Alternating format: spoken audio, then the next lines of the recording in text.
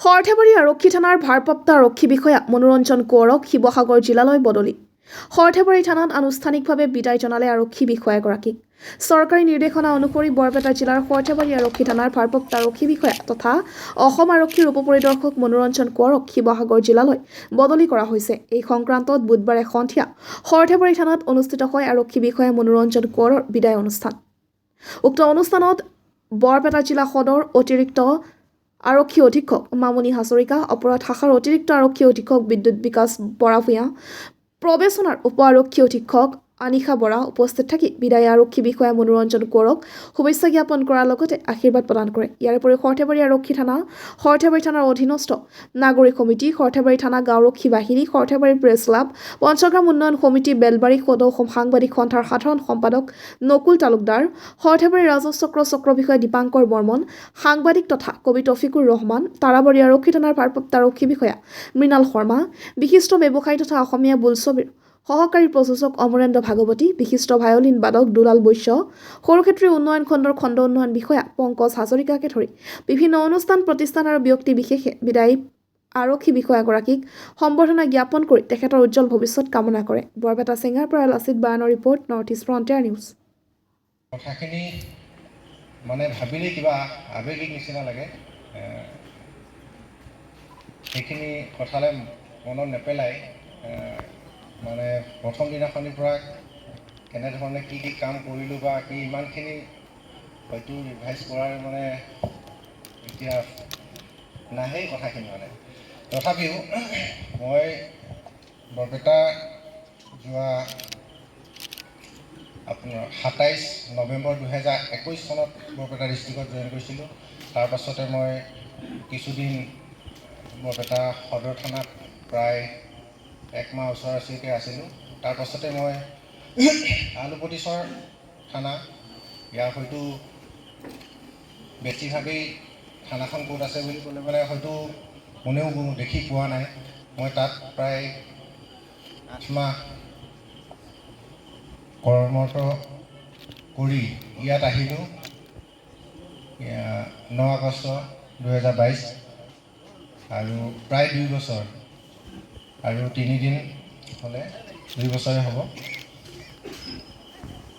তাৰপিছত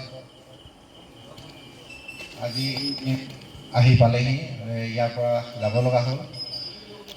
মই আমাৰ পোনপ্ৰথমে থানাৰ ষ্টাফৰ সকলোকে ধন্যবাদ জনাইছোঁ আজি এনে এটা অনুষ্ঠান মোৰ বাবে আয়োজন কৰাৰ বাবে। লগতে আজি যিসকল লোকে মোক আহি ইমানখিনি মৰম আশীৰ্বাদ দিছে তেওঁলোকক মই ধন্যবাদ জনাইছোঁ। ইয়াত প্ৰথম জইন কৰাৰ পাছৰ পৰাই বহুতকেইটা চেলেঞ্জিং কামত আমি ফেচ কৰিব লগা হৈছে, আপোনালোকে গম পায়েই সকলোৱে।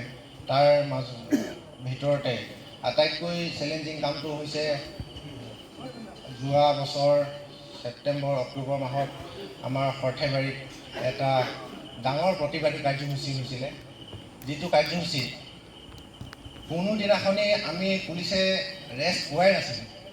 দিন ৰাতি একাকাৰ কৰি পিনি কাম কৰিছিলোঁ। প্ৰায় ডেৰ মাহ ধৰি আন্দোলন চলি আছিলে।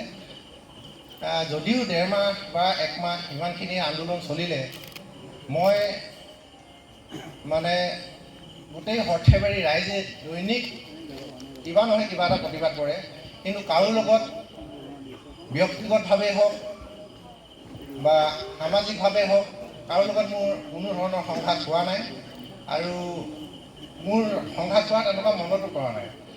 সেইটো মোৰ বাবে বহুত চেলেঞ্জিং কাম আছিলে, কাৰণ মোৰ দিনটোত ওপৰৰ পৰা প্ৰায় 7-8 বাৰকৈ ৰিপৰ্ট বিচাৰে। ইভেন কেতিয়াবা হেডকোৱাৰ্টাৰ গুৱাহাটীৰ পৰাও ফোন কৰে, মোক DSPৰ পৰাও ফোন কৰে, CID পৰাও ফোন কৰে আৰু গোটেই ৰিপৰ্টখিনি মই অভাৰ টেলিফোনত জনাই থাকিব লগা হৈছিলে। আমাৰ SP ছাৰ, DSP ব্ৰাঞ্চ সকলোকে মই এইখিনি ৰিপৰ্টখিনি প্ৰতি মুহূৰ্তত দি থাকিব লগা হৈছিলে। কি চলি আছে সৰ্থেবাৰীত মোক অকল এইটোৱে সোধে। তাৰ কাৰণে আচলতে সেই কামটো মোৰ বহুত চেলেঞ্জিং আছিলে। কিন্তু আমি কোনো পাব্লিকৰ লগত এটা সংঘাত নোহোৱাকৈ আন্দোলনো চলিলে আৰু আমি পুলিচৰ দায়িত্ব পালন কৰিছিলোঁ। তাৰ পাছতে সেইটো শেষ হোৱাৰ আগে পাছে আৰু দুটামান তেনেকুৱা ডাঙৰ কাৰ্যসূচী চলিছিলে। এটা হৈছে বাপুজী কলেজৰ আমাৰ একমাত্ৰ ইয়াৰ উচ্চ শিক্ষা প্ৰতিষ্ঠান বাপুজী কলেজত এটা সোণালী জয়ন্তী সমাৰোহ হৈছিলে। তাতে অলপ এৰিয়াটো সৰু আছিলে, কিন্তু তাতে আমাৰ সাৰ্থক জুবিন গাৰ্গক নিমন্ত্ৰণ জনোৱা হৈছিলে। তাত মোৰ বাবে সেইটো এটা বহুত চেলেঞ্জিং কাম আছিলে। মানে ইমান গেডাৰিং হৈছে, কিন্তু মানে মই কিবা প্ৰকাৰে এইখিনি কামখিনি মানে কোনো ধৰণৰ পাব্লিকৰ ওপৰত মানে অত্যাচাৰ বা লাঠিচাৰ্জ একো ঠেলাকটা নোহোৱাকৈ মই কামটো সম্পূৰ্ণ কৰিব পাৰিছিলোঁ। ৰাইজে ইয়াতে আছে, সকলোৱে গম পায়